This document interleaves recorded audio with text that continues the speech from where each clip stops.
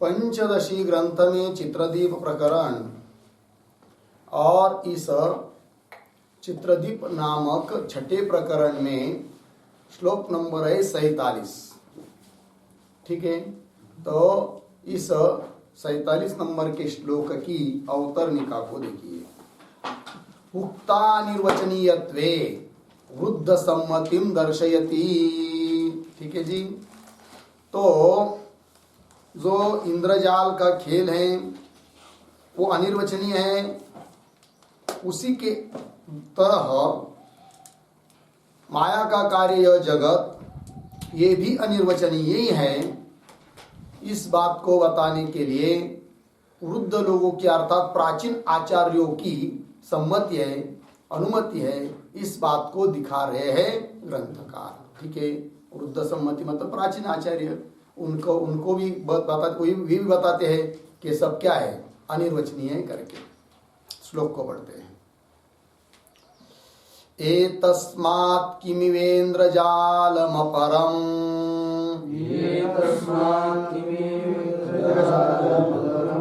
यद्गर्भवासस्थितम् रेतश्चेतति हस्तमस्तकपद प्रोद्भूतनानाङ्कुरम्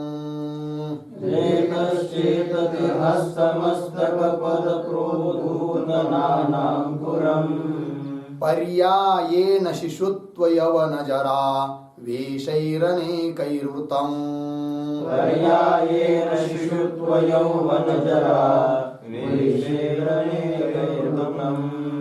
पश्यत्यत्ति शृणोति जिघ्रति तथा गच्छत्यथानुगच्छति।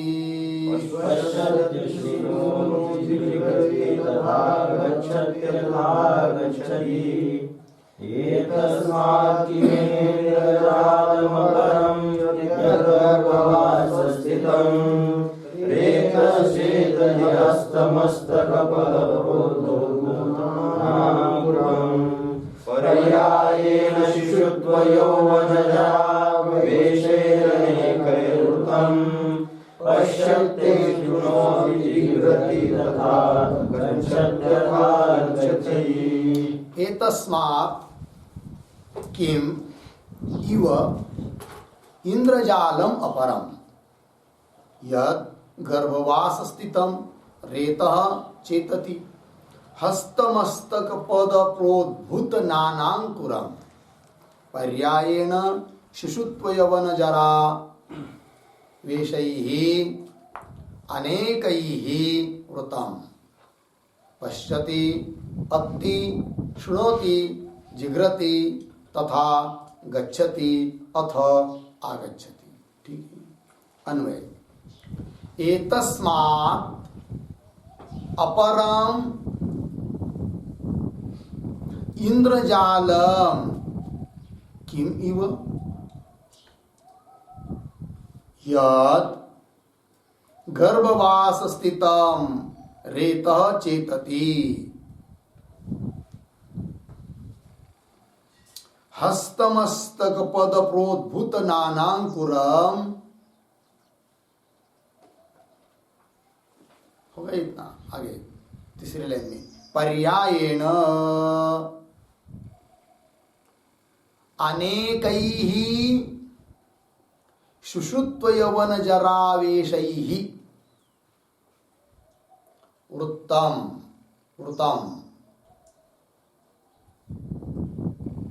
आगे सरल पश्यति अत्ति शृणोति जिघ्रति तथा गच्छति अथ आगच्छति।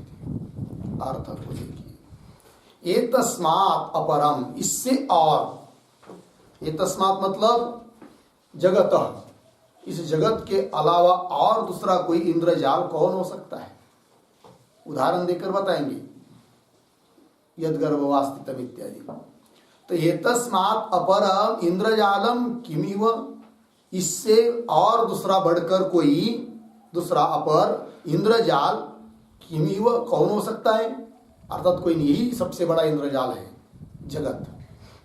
कैसे समझा रहे उदाहरण देकर, यद जो कि गर्भवास स्थितम रेतः, गर्भवास में मां के उदर में स्थित जो रेत वह चेतती, चेतती का मतलब होता है चेष्टते, चेष्टा करता है, क्रिया करता है कि नहीं।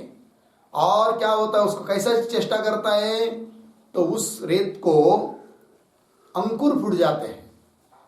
कैसे?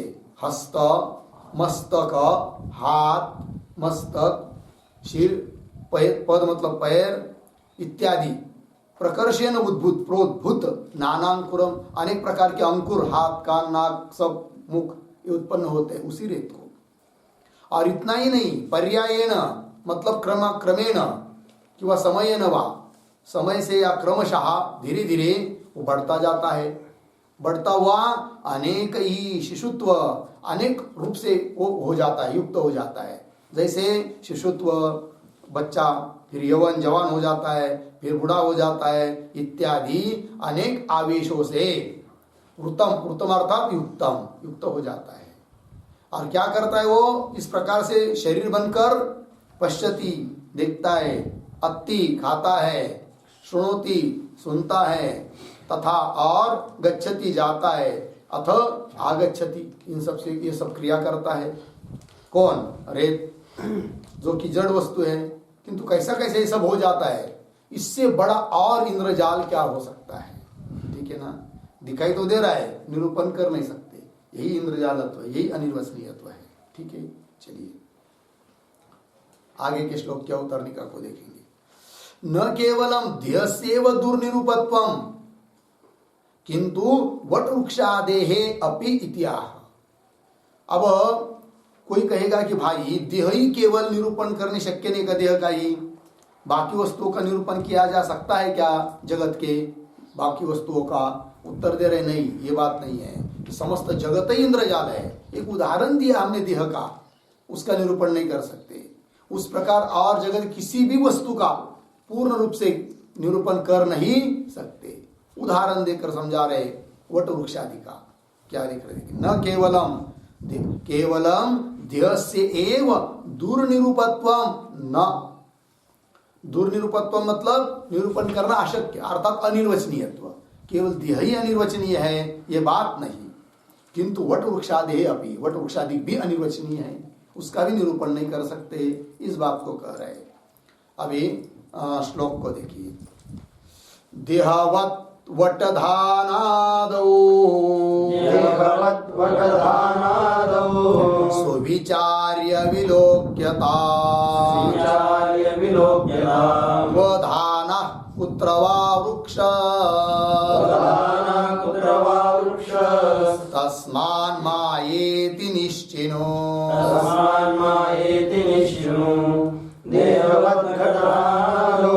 सुविचार्य विलोक्यताम् वधाना कुत्र वा वृक्षः तस्मान् मायेति निश्चिनो। देहवत् वटधानादौ सुविचार्य विलोक्यताम् वधानाः कुत्र वा वृक्षः तस्मात् माया इति निश्चिनो। ठीक, अन्वय सरल है। अर्थ देखिए, देहवत् देह की तरह, वट धानादौ, वट कहते वट वृक्ष और धान कहते बीज को। वट धान मतलब वट वृक्षों आदि को का बीज। ठीक है ना, उनका सुविचार्य विलोक्यताम, अच्छी तरह से उसका विचार करके अवलोकन करे तो अनिर्वचनीय तो ही दिखाई देगा, दुर्निरूपित तो ही दिखाई देगा। कैसे? को धाना कुत्र वा वृक्ष, धाना, धान मतलब क्या जी? बीज। किसका? वट वृक्ष का उदाहरण लिया। कितना होता है देखा कभी? बहुत बारीक होता है, मोहरी से भी बारीक होता है, बहुत सूक्ष्म होता है। भूतल पर गिर जाएगा तो उठाना मुश्किल हो जाता है, इतना छोटा बीज है। और उससे उत्पन्न होता है कौन? वृक्ष। और वृक्ष को देखेंगे तो बहुत बड़ा हो जाता है। इसका मतलब कार्य हुआ वृक्ष, कारण है बीज। और कार्य उत्पन्न होने के पहले वह कार्य उस कारण में समाहित रहता है। तो इतने से बीज में इतना बड़ा वृक्ष समाया जाता है, इससे बड़ा और क्या आश्चर्य हो सकता है? दुर्निरूपत्व, अनिर्वचनीयत्व क्या हो सकता है? ये सब बता रहे हैं। क्व धानाः कुत्र वा वृक्ष, कहाँ वृक्ष? तस्मात् माया इति निश्चिनो, इसलिए ये सब क्या है? माया ही है, ऐसा निश्चय करना चाहिए। लग गए कि नहीं?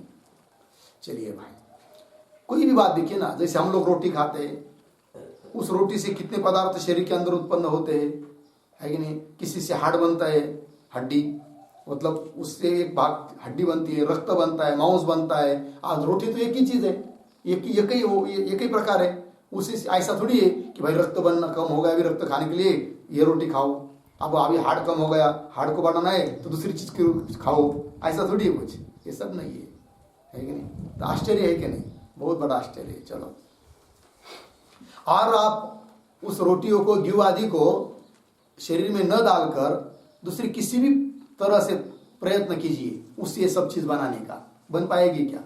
हड्डी, मांस, रक्त नहीं बना सकते। शरीर में जाकर बनता है, कैसा बनता है भगवान जाने, निरूपण नहीं कर सकते। तो क्या है? दुर्निरूपित्व है, दुर्निरूपत्व है, निरूपण कर नहीं सकते, अर्थात अनिर्वचनीयत्व है। ठीक है, चलिए अब आगे के श्लोक के उतरने का। ननु अस्माभिः निर्वक्तुम् अशक्यत्वे अपि उदयनादिभिः आचार्यैः निरुच्यते इति आशंक्या। पूर्व पक्षी बोल रहा है, अरे भाई क्या है? दुर्निरूपत्व है, ये तुम कह रहे हो सभी चीजों में, किंतु हम लोगों की बुद्धि उतनी नहीं है, हम लोग निरूपण नहीं कर सकते, बात तो सही है। किंतु और बहुत बड़े बड़े आचार्य हो चुके हैं भूतकाल में, उदयनाचार्य आदि, नैयायिक, न्यायाचार्य, वो तो निरूपण कर सकते हैं, वो तो बहुत बारीक बारीक चीजों का निरूपण करते हैं, वो तो निरूपण कर पाएंगे। कौन बोल रहा है? पूर्व पक्षी। अस्माभिः, हम लोगों के द्वारा, निर्वक्तुम, कथन करने के लिए, अशक्यत्वेपि, शक्य न होने पर भी, उदयनादिभिः, उदयनाचार्य, नैयायिक, उन लोगों के द्वारा तो आचार्य ही निरुच्यते, निरूपण किया जा सकता है। इसकी आशंका, ऐसी शंका लेकर उत्तर दे रहे हैं। निरुक्तावभिमानं ये दधते तार्किकादयः हर्षमिश्रादिभिस्ते तु खण्डनादौ सुशिक्षिताः निरुक्तावभिमानं ये दधते तार्किकादयः हर्षमिश्रादिभिस्ते तु खण्डनादौ सुशिक्षिताः। निरुक्तौ अभिमानं ये दधते तार्किकादयः हर्षमिश्रादिभिः ते तु खण्डनादौ सुशिक्षिताः। ठीक है, अन्वय। ये निरुक्तौ अभिमानं, क्यों आई नहीं, क्या करेंगे? ये के बाद तार्किकादय लीजिए। ये तार्किकादयः निरुक्तौ अभिमानं ददते, हो गया नीचे। ते तु हर्षमिश्रादिभिः खण्डनादौ सुशिक्षिताः। ठीक, अर्थ देखिए भाई। तो ये अर्थात जो लोग, कौन? तार्किकादिक, नैयायिकादिक लोग, निरुक्तौ अभिमानम ददते, हम निरूपण कर सकते हैं किसी भी चीज का, ऐसा अभिमान धारण करने वाले तार्किकादिक, तो वो भी निरूपण नहीं कर सकते। इस बात को दिखा दिया है कि नहीं? उनको भी दंड दे दिया है। कौन सा दंड? उनका खंडन रूप दंड, उनका खंडन कर दिया है। किसने? हर्षमिश्र, इसने। हर्षमिश्र जानते कौन है? वो ग्रंथकार। कौन से ग्रंथकार? खंडन खाद्य नाम का ग्रंथ है कि नहीं? उसके करते कौन? हर्षमिश्र, श्री हर्षमिश्र। उन्होंने नैयायिकादिकों का क्या कर दिया? इतना खंडन कर दिया, बुरी तरह से हाल हाल करके मार दिया उनको, क्या वो ऊपर मुख ही नहीं निकल पा रहे हैं। इतना खंडन कर दिया, निरूपण कर ही नहीं सकते। हर एक चीज का क्या कर दिया? खंडन कर दिया है। वही कहा ते तार्किकादय तु हर्षमिश्रादि, हर्षमिश्रा इत्यादिकों के द्वारा बहुत सारे आचार्यों ने, वेदांत के आचार्यों ने खंडन कर दिया है। एक उदाहरण रूप में बता दिया खंडन खाद्य का। ठीक है ना जी? कहा गया? हाँ, हर्षमिश्रादि भी खंडनादो, खंडन खाद्य ग्रंथ में सुशिक्षिता, उनको अच्छा शिक्षा दे दी। शिक्षा दे दी मतलब क्या? उनका खंडन कर दिया। चलो भाई आगे चलिए, आगे के श्लोक की अवतरणिका। उक्तार्थे सांप्रदायिका नाम वाक्यम संवादयति। ये अभी तक जो अर्थ बताया श्लोक नंबर 142 से लेकर 149 तक, इस अर्थ में मतलब जगत की अनिर्वचनीयता जो बताई, उस अर्थ में सांप्रदायिका नाम वाक्यम, सांप्रदायिक जो है वेदांताचार्य, उन लोगों का वाक्य संवादयति। संवादयति का मतलब है प्रमाणत्वेन कथयति। उन लोगों का वाक्य प्रमाण रूप से अब ग्रंथकार दे रहे हैं। तो श्लोक को पढ़ते हैं।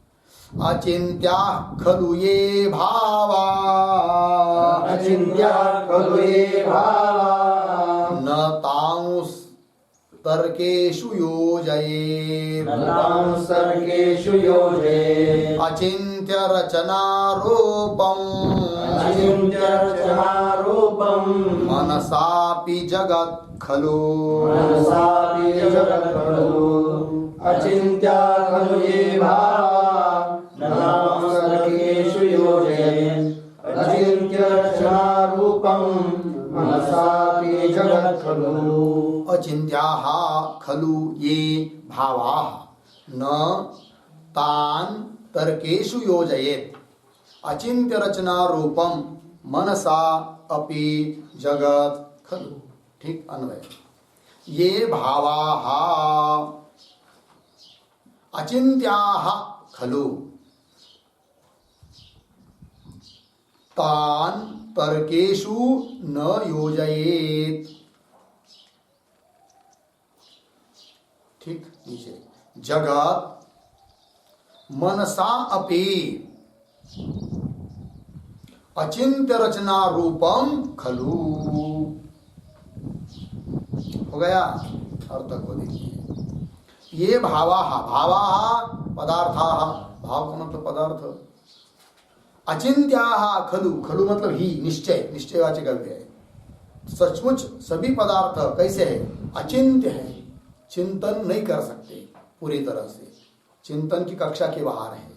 हम लोगों का दिमाग काम नहीं करता है, बंद पड़ जाता है। ये भावा अचिंत्या खलु तान, उन पदार्थों को जो जिसका चिंतन नहीं किया जा सकता, ऐसे पदार्थों को तर्केषु न योजयेत्। तर्केषु, तर्क मतलब कल्पना रूप तर्कों में नहीं उनको जोड़ना चाहिए। कितना भी तर्क करोगे, कल्पना करोगे तो नहीं कथन कर सकते। क्यों भाई? दे रहे नीचे कि जगत मनसापि अचिंत्य रचना रूपम खलु। कि जगत ऐसी चीज है कि साक्षात, दूसरी बात तो हो छोड़ दीजिए, मन से भी केवल चिंतन करेंगे तो भी उसका चिंतन हो नहीं सकता।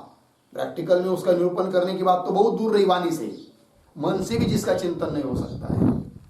तो जगत मनसापि अचिंत्य रचना रूपम मतलब जिसकी रचना का चिंतन हो नहीं सकता। अचिंत्य रचना रूप है कौन? जगत। तो अचिंत्य रचना रूपम जगत खलु। हो गया कि नहीं? जगत मनसापि अचिंत्य रचना रूपम खलु। आश्चर्य है, समझ में आता कि नहीं?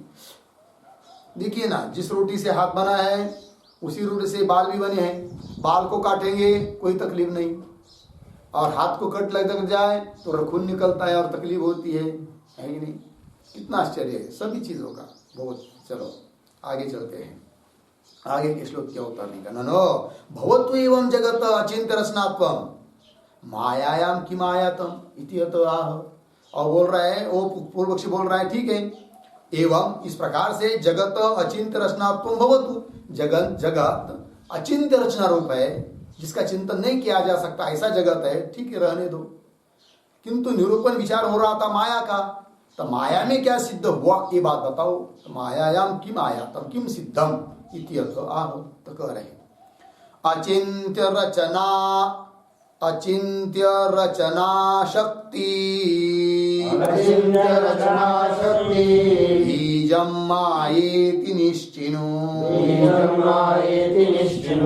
माया बीजं तदेवैकं मायाबीजं तदेवैकं सुषुप्तौ अनुभूयता सुषुप्तावनुभूयते अचिन्त्यरचनाशक्ति बीजं मायेति निश्चिनु मायाबीजं तदेवैकं सुषुप्तावनुभूयते अचिंत्य रचना शक्ति बीजम माया इति निश्चिनु माया बीजम तदेव एकम सुषुप्तौ अनुभूयते। ठीक है, अन्वय पहली पंक्ति सरल है। अचिंत्य रचना शक्ति बीजम माया इति निश्चिनु, नीचे तदेव एकम माया बीजम सुषुप्तौ अनुभूयते। ठीक है, अर्थ को देखिए। अचिंत्य रचना शक्ति बीजम, अचिंत्य रचना, जिस रचना का चिंतन नहीं किया जा सकता है, ऐसी जो रचना, उस रचना की जो शक्ति, उस शक्ति का बीज है कौन? माया। माया इति निश्चित, माया सबका क्या है? बीज है। अचिंत्य रचना शक्ति का बीज है। और वो कहाँ रहता है? वो कहाँ रहती है वो माया? तो बोल रहे सबका अनुभव है उसको, उसका।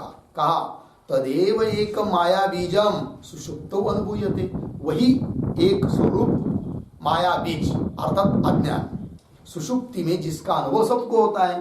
क्योंकि सुषुप्ति से बाहर आने के बाद, जागृत अवस्था में आने के बाद मनुष्य कहता है मैं कुछ नहीं जानता था, सुषुप्ति में सोया था, कौन आ गया कौन गया कुछ पता नहीं चला, मतलब कुछ नहीं जानता था। अर्थात क्या हुआ? अज्ञान। वही है माया।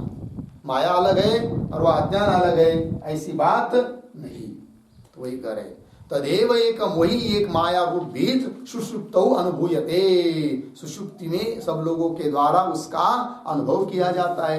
ऐसा वो अज्ञान माया रूप बीज है। ठीक है, टीका अचिंत्य रचना रचनेति अचिंत्य रचना शक्तिमत यद बीजम, बीजम का अर्थ कर रहे कारणम, सा एव माया इत्यर्थः।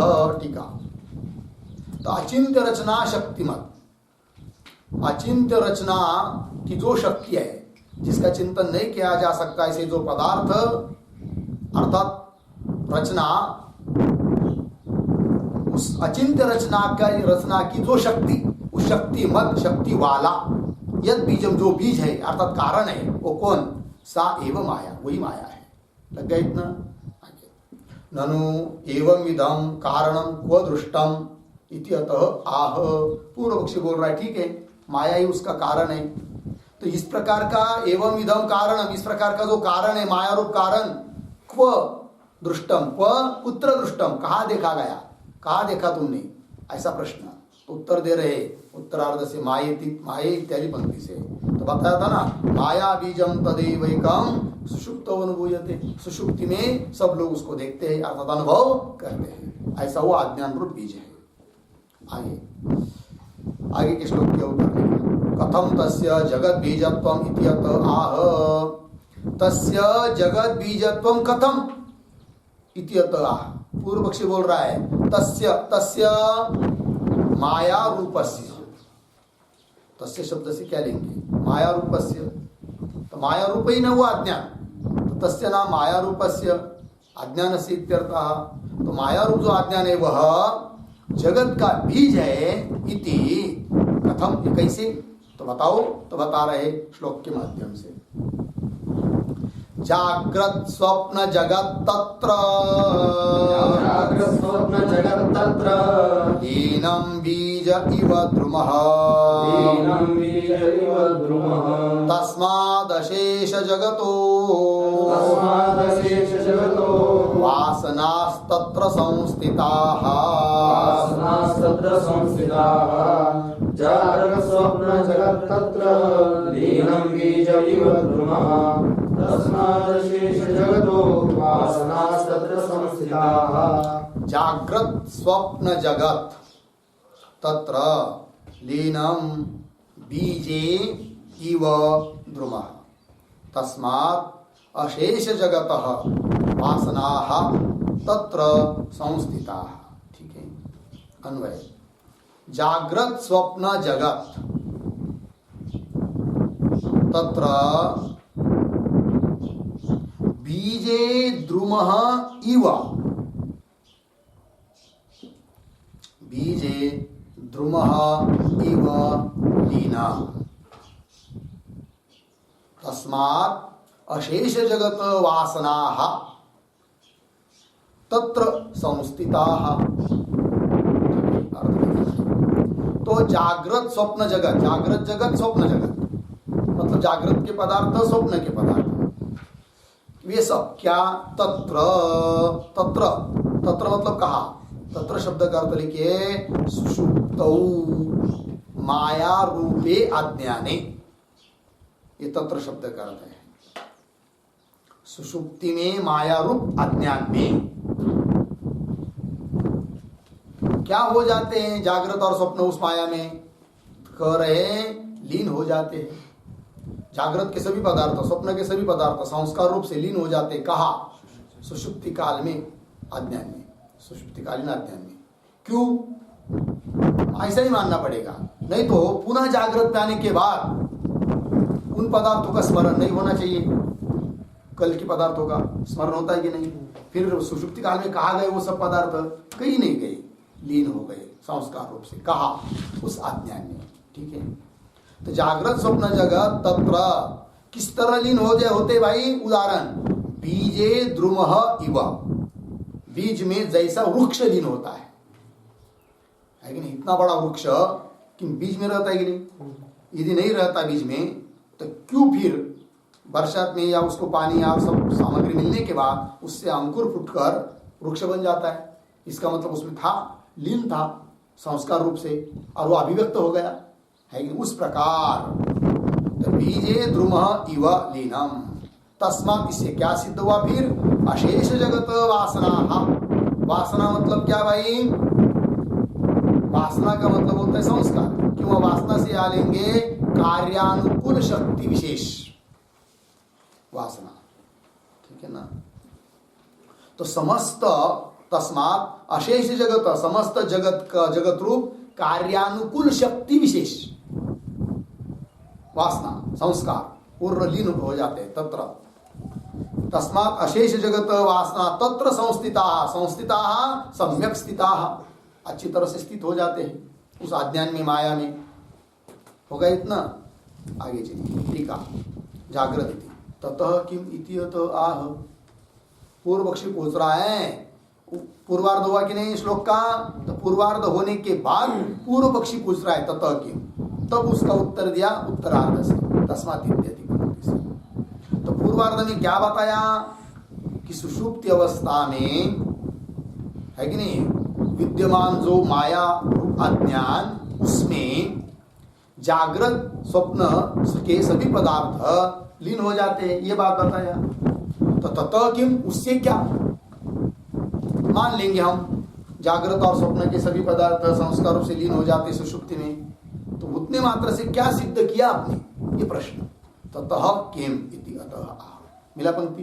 तो यहाँ पर ततः के ऊपर एक वाक्य लिख दिया, सुषुप्तौ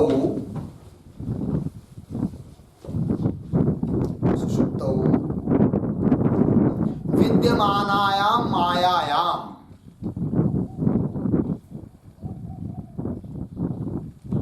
विद्यमानायाम मायायाम जगल्लयेन किम सिद्धम भवति इत्यर्थः। जगल्लयेन किम सिद्धम भवति इत्यर्थ, लग गया अर्थ। ये ततः किम का अर्थ हुआ, सुषुप्ति काल में विद्यमान जो माया और उपाध्याय उसमें जगत का लय हो जाता, ये कहने से किम सिद्ध, ये प्रश्न। ततः किम इति अतः आह, उत्तर दे रहे उत्तरार्ध तस्मात्। टीकाकार स्पष्टीकरण कर रहे हैं कि यतः जगत कारणम माया, जिस कारण से कि जगत का कारण कौन है, माया। अतः ये तस्मात् का अर्थ हुआ भाई, माया तक। श्लोक में तस्मात् शब्द आया ना, उसका अर्थ किया टीकाकार ने, यतः जगत कारण माया, जिस कारण से कि जगत का कारण कौन है, माया है। अतः इसलिए अशेष जगत वासना तत्र मायायाम तिष्ठन्ति, इसलिए अशेष मतलब समस्त जगत की वासना, वासना मतलब ज्ञानजन्य संस्कार, तत्र तत्र मतलब उस माया में, सुषुप्तिकालीन अज्ञान में, अज्ञान रूप माया में तिष्ठन्ति इत्यर्थ हो गया जी। तो क्या समस्त जगत के वासना अर्थात संस्कार रूप से समस्त जगत रहता है, कहा उस माया में रहता है। उदाहरण जैसे व्यष्टि का उदाहरण लिया, जागृत और स्वप्न के सभी पदार्थ संस्कार रूप से सुषुप्तिकालीन अज्ञान में रहते, जैसे व्यष्टि का उदाहरण हुआ। उस प्रकार समष्टि दृष्टि से सभी जगत के पदार्थ के संस्कार रूप से समस्त जगत का रहता है, समष्टि माया में रहता है, ये उसका मतलब। चलिए आगे के श्लोक की अवतरणिका। ततः अपि किम, तत्र बोलेंगे उससे भी क्या, ततः अपि किम, ततः अपि किम मतलब उस माया में वासना रहती है समस्त जगत की, है कि नहीं? तो उससे भी क्या सिद्ध हुआ, उससे क्या तात्पर्य निकला, ये बताओ। ये पूर्व पक्षी पूछ रहा है। ततः अपि किम, उस माया में समस्त जगत वासना रूप से रहता है, ये जो तुमने वो जो आपने कहा, तो उससे क्या सिद्ध हुआ, ये प्रश्न। तो उत्तर दे रहे श्लोक के माध्यम से। या बुद्धि वासनास्तासु चैतन्यं प्रतिबिंबति मेघाकाशवद स्पष्ट चिदाभासोऽनुमीयता या बुद्धिवासनास्तासु चैतन्यं प्रतिबिंबति मेघाकाशवद स्पष्ट चिदाभासोऽनुमीयता। याः बुद्धिवासनाः तासु चैतन्यं प्रतिबिंबति मेघाकाशवत् अस्पष्ट चिदाभासः अनुमीयता। ठीक है, अर्थ देखिए तो अन्वय सरल है। तो याः बुद्धिवासनाः, ठीक है ना जी,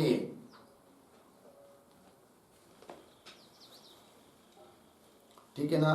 तो याः बुद्धिवासना, बुद्धिवासना मतलब क्या जी, बुद्धि कहते ज्ञान, ज्ञान रूप वासना मतलब माया में स्थित जो जागृत स्वप्न जगत के ज्ञान रूप संस्कार, वही है वासना।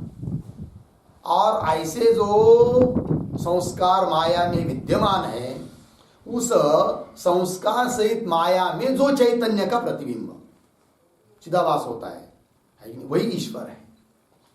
सभी लोगों की जो अज्ञान अर्थात माया, और उस माया में सब जगत संस्कार रूप से रहता है कि नहीं। एक उदाहरण कर लीजिए व्यष्टि का, उसी प्रकार समष्टि का होता है। तो सभी लोगों के जो संस्कार है जगत के, उस संस्कार कहाँ रहते हैं, माया में रहते हैं, सुषुप्ति की तरह तो माया में रहते हैं। तो ऐसे संस्कार सहित उस माया में जो चैतन्य का प्रतिबिंब अर्थात चिदाभास, वही है ईश्वर, मेघाकाश की तरह। जैसे चार भेद किए थे ना पहले, कूटस्थ चैतन्य, जीव चैतन्य और ईश्वर चैतन्य, ब्रह्म चैतन्य। ईश्वर चैतन्य को बताने के लिए दृष्टांत दिया था। क्या दृष्टांत दिया था? मेघ जल, क्या मेघाकाश का ना, हाँ वो दृष्टांत दिया था। और उसका स्वरूप बताया था मेघ, उसका अधिष्ठान आकाश, और उस आकाश मेघ में आकाश नक्षत्र सहित आकाश का प्रतिबिंब, उसको कहते क्या? मेघाकाश। तो वहां पर भी प्रश्न किए थे।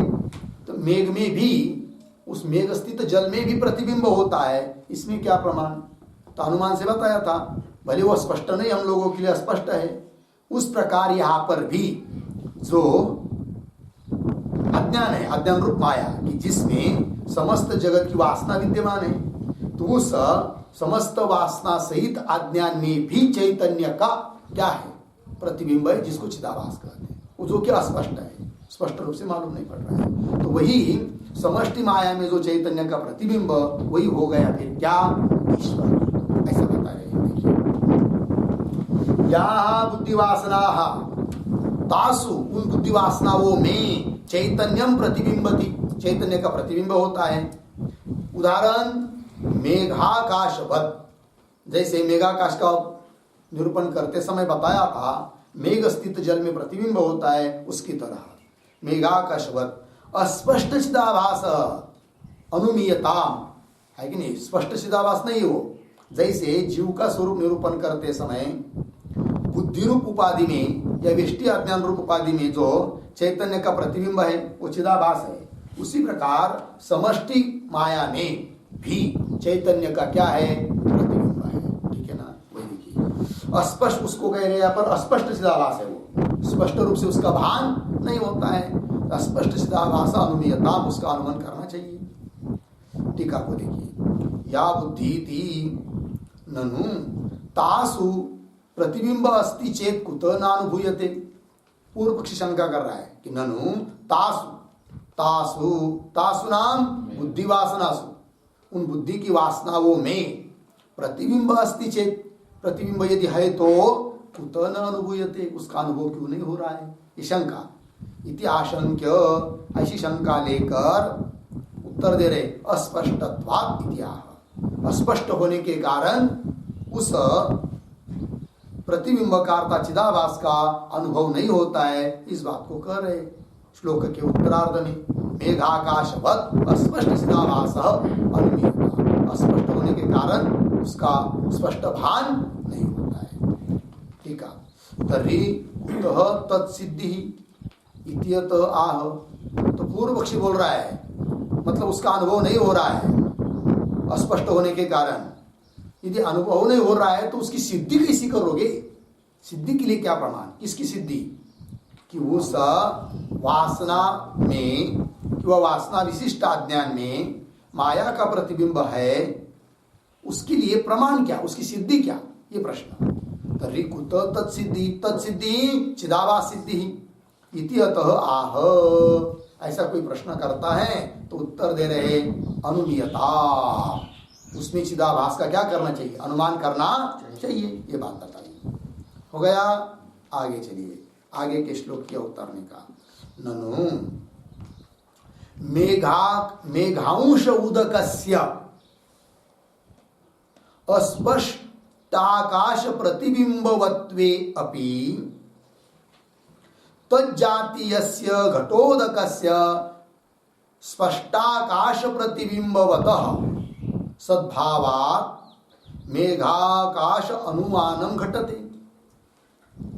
इह तथाविध दृष्टान्ताभावात् कथम अनुमानोदयः इति आशंक्य अत्रापि तथाविध दृष्टान्त संपादनाय आह।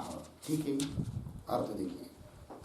ननु, तो पूर्व पक्षी शंका कर रहा है, ननु वो कहता है कि भाई मेघों में तो आकाश का प्रतिबिंब का अनुमान हम कर सकते हैं, क्योंकि वहां का अनुमान करने के लिए हमको यहां पर प्रत्यक्ष दृष्टांत मिलता है, उस दृष्टांत के बल पर हम मेघ में आकाश का प्रतिबिंब होता है इसका अनुमान कर सकते हैं।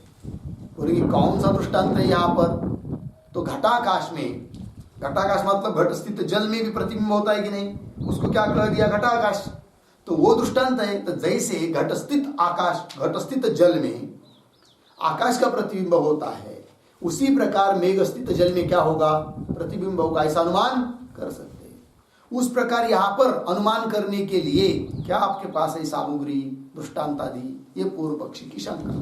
तो समझ लीजिए पहले शब्द को, ननु मेघांश उदकस्य, मेघ में अंश अंश बिंदु बिंदु रूप से स्थित जो उदक, तो मेघांश उदकस्य अस्पष्ट आकाश प्रतिबिंबवत्वेपि, मतलब वहां पर आकाश का प्रतिबिंब जो हो रहा है वह स्पष्ट न होने पर भी, कहां पर, मेघ अंश में जो प्रतिबिंब हो रहा है उसका हम लोगों को प्रत्यक्ष है कि यहाँ पर नहीं है, अस्पष्ट है। तो वही कह रहे मेघांश उदकस्य अस्पष्टाकाश प्रतिबिंबवत्वेपि, वहां पर उन मेघ में स्थित आकाश में, मेघ में स्थित जल में आकाश का प्रतिबिंब होता है, उसका स्पष्ट न होने पर भी तज्जातीयस्य, मिला कि नहीं पंक्ति, तज्जातीयस्य मतलब जलत्वेन, क्योंकि वो भी जल है, मेघों में स्थित वो भी जल है और इधर घट में भी स्थित वो भी जल है, तो जलत्वेन रूपेण दोनों एक है। इसलिए हम लोग दृष्टांत लेकर अनुमान कर सकते हैं कि जैसे घट जल में प्रतिबिंब हो सकता है, उस प्रकार मेघ में स्थित वो भी तो जल है, तो जरूर उसमें भी क्या होगा, प्रतिबिंब होगा, ऐसा हम अनुमान कर सकते हैं। तज्जातीयस्य, मिला की पंक्ति, तज्जातीयस्य मतलब जलत्वेन मेघांश उदक समान जातीयस्य, यह उसका अर्थ है। मेघ अंश रूप से, मेघ में अंश रूप से जो उदक है उसके समान जातीय जल यहाँ पर है घट में। देखिए तज्जातीयस्य कैसे, घटोदकस्य, तज्जाति घटोदक हमारे पास है, और वो कैसा है पुनः घटोदक, उसका विशेषण दे रहे स्पष्टाकाश प्रतिबिंबवतः। तो स्पष्टाकाश प्रतिबिंबवतः, स्पष्ट आकाश का प्रतिबिंब वाला ऐसा जो कौन, घटोदकस्य, घट का उदक सद्भावात विद्यमान होने के कारण उसके बल पर हम अनुमान करते हैं। क्या अनुमान, मेघ में स्थित जल में भी जरूर प्रतिबिंब होगा। वही सद्भावात मेघाकाश अनुमानम घटते, मेघाकाश का अनुमान घटित होता है, संभव होता है, किया जा सकता है दृष्टांत होने के कारण। मिला पंक्ति, इह, अब दृष्टांत में बता रहे हैं, इह मतलब क्या बात चल रही है, क्या बताया ऊपर कि वासना वो में भी क्या होता है, प्रतिबिंब होता है, ये बताया कि नहीं, समष्टि वासनाओं में भी प्रतिबिंब होता है। इसको सिद्ध करने के लिए क्या आपके पास दृष्टांत है, ऐसा प्रश्न। तथा विद दृष्टांता भावा, उसी प्रकार का कोई दृष्टांत न होने के कारण कथम अनुमानोदय, अनुमान का उदय कैसा होगा, इति आशंक्य, ऐसी शंका करके पूर्व पक्षी शंका किया, पूर्व पक्षी ने उत्तर दे रहे अत्रापि तथाविद दृष्टांत संपादनाय आह। अत्रापि मतलब दृष्टांत में भी वासना में प्रतिबिंब होता है, इस बात को सिद्ध करने के लिए भी तथाविद दृष्टांत, उसी प्रकार का दृष्टांत संपादन करने के लिए आह कह रहे ग्रंथकार के माध्यम से। सावासमेव तद्बीजम्, सावासमेव तद्बीजम् धीरूपेण प्ररोहति, धीरूपेण प्ररोहति अतो बुद्धौ चिदाभासो, अतो बुद्धौ चिदाभासो विस्पष्टं प्रतिभासते, स्पष्टं प्रतिभासते। सावासमेव तद्बीजं धीरूपेण प्ररोहति, अतो बुद्धौ चिदाभासो स्पष्टं प्रतिभासते। साभासम एव तद्बीजं धीरूपेण प्ररोहति, अतः बुद्धौ चिदाभासः विस्पष्टं प्रतिभासते। अन्वय सरल है। तो कह रहे सिद्धांत साभासमेव तद्बीजम, तद्बीजम माया रूप बीज, वासना सहित जो माया रूप बीज है, अज्ञान रूप बीज है, वह साभासमेव आभास से युक्त है। बोलेंगे उदाहरण, स्पष्ट उदाहरण बताओ, क्योंकि अनुमान करना है तो दृष्टांत बताना पड़ेगा, तो बता रहे। तो वह जो माया है कि नहीं अज्ञान, वही तो धीरूपेण प्ररोहति, धीरूपेण बुद्धि रूपेण प्ररोहति उदयम प्राप्नोति, बुद्धि रूप से उदय को प्राप्त होता है। अर्थात बुद्धि भी कार्य, बुद्धि रूप कार्य किसका है, उस माया रूप अज्ञान का ही है। तो दो हुए, एक माया रूप बीज रूप अज्ञान माया, और उसका कार्य बुद्धि। तो बुद्धि में अतः बुद्धौ चिदाभास विस्पष्टम प्रतिभासते, बुद्धि में चिदाभास तो स्पष्ट रूप से प्रतीत हो रहा है हम लोगों को। तभी तो मैं जा रहा हूं, खा रहा हूं, पी रहा हूं, ये बात हो रही है उस चिदाभास को लेकर। अर्थात बुद्धि में चिदाभास जो है वह विस्पष्टम प्रतिभासते, स्पष्ट रूप से प्रतीत होता है। अब हम लोगों को अनुमान करने के लिए आसान हो गया कि जैसे माया का कार्य जो बुद्धि, जागृत कालीन बुद्धि, उसमें जैसे चैतन्य का प्रतिबिंब होता है, चिदाभास होता है, उसी प्रकार जागृत के संस्कार को लेकर विद्यमान जो सुषुप्ति में अज्ञान विशेष माया, उसमें भी क्या होगा, चैतन्य का प्रतिबिंब होगा, भले उसका स्पष्ट न हो, जैसे बुद्धि में चिदाभास कैसा है, स्पष्ट है, किंतु बुद्धि का कारण अज्ञान है, अतः उस अज्ञान में भी, संस्कार विशिष्ट वासना विशिष्ट अज्ञान में भी चैतन्य का प्रतिबिंब है, यह अनुमान से सिद्ध हो जाता है। ये बात कर रहे हैं। अतः बुद्धौ चिदाभासः विस्पष्टम प्रतिभासते। लगा पंक्ति? चलिए तो टीका को देखिए। साभासमिति चिदाभास विशिष्टम तदेव अज्ञानम, है कि नहीं? चिदाभासों से विशिष्ट तदेव अज्ञानम, वही अज्ञान कि जो सुषुप्तिकालीन अज्ञान है, जिसको हम ईश्वर के उपाधि बताते हैं। तो चिदाभास से विशिष्ट वही अज्ञान बुद्धि रूपेण परिणाममानम, वही अज्ञान क्या होता है? बुद्धि रूप से परिणाम को प्राप्त होता है, अर्थात बुद्धि कार्य हुई तो कार्य रूप बुद्धि में यदि प्रतिबिंब है तो जरूर उसका कारण अज्ञान में भी होगा। क्या? प्रतिबिंब। तो बुद्धि रूपेण परिणाममानम विस्पष्ट चिदाभासवत, स्पष्ट है चिदाभास जहाँ का बुद्धि में पड़ा हुआ चिदाभास, तो विस्पष्ट स्पष्ट रूप से जो चिदाभास उसकी तरह विस्पष्ट चिदाभासवत भवति इति भाव। मिला? वाक्य देखिए पुनः। चिदाभास विशिष्टम तदेवाज्ञानम बुद्धि रूपेण परिणाममानम विस्पष्ट चिदाभासवत भवति इति भाव। हो गया कि नहीं? आगे एवं चेत अनुमानम अत्रम सूचितम भवति। यदि ऐसी बात है तो यहाँ पर इस व्याख्यान के माध्यम से एक अनुमान बताया गया है। अनुमानम अत्र सूचितम भवति। कौन अनुमान? उस अनुमान का क्या आकार? टीकाकार उस अनुमान का आकार दे रहे हैं। विमता बुद्धिवासनाः चित् प्रतिबिंबवत्यः भवितुम अर्हन्ति बुद्धि अवस्था विशेषत्वात् बुद्धि वृत्तिवत इति अनुमान है। पक्ष कौन है इसमें? विमता बुद्धिवासना, ये पक्ष है। बुद्धिवासना का विशेषण है विमता, और साध्य क्या है? चित्त प्रतिबिंबवत्य भवितुम अर्हन्ति, चैतन्य के प्रतिबिंब से युक्त होने के लिए योग्य है। क्यों? बुद्धि अवस्था विशेषा, बुद्धि की ही वो अवस्था विशेष होने के कारण बुद्धि में यदि प्रतिबिंब हो सकता है तो जरूर उसकी अवस्था विशेष उसका प्रतिबिंब से युक्त होगा। वही देखिए, विमता बुद्धिवासना। विमता मतलब वाद विवाद का विषय भूत जो बुद्धि की वासना है, वे कैसी है भाई? चित्त प्रतिबिंबवत्य भवितुम अर्हन्ति, चैतन्य के प्रतिबिंब से युक्त होने के लिए योग्य है। क्यों? बुद्धि अवस्था विशेषात, बुद्धि की एक विशिष्ट अवस्था होने के कारण। उदाहरण बुद्धि वृत्तिवत, जैसे बुद्धि की वृत्ति चक्षुरादि इंद्रिय के द्वारा बाहर निकलती है तो चिदाभास युक्त होती है, उसी प्रकार जैसे वृत्ति बुद्धि की अवस्था विशेष होने के कारण वो वृत्ति भी चिदाभास युक्त है, उसी प्रकार बुद्धि की अवस्था विशेष वो वासना होने के कारण वे वासना भी कैसी है? चिदाभास से युक्त है। यह अनुमान हो जाता है। हो गया जी? बस आगे का विचार हम लोग कल करेंगे, कल करते हैं। ओम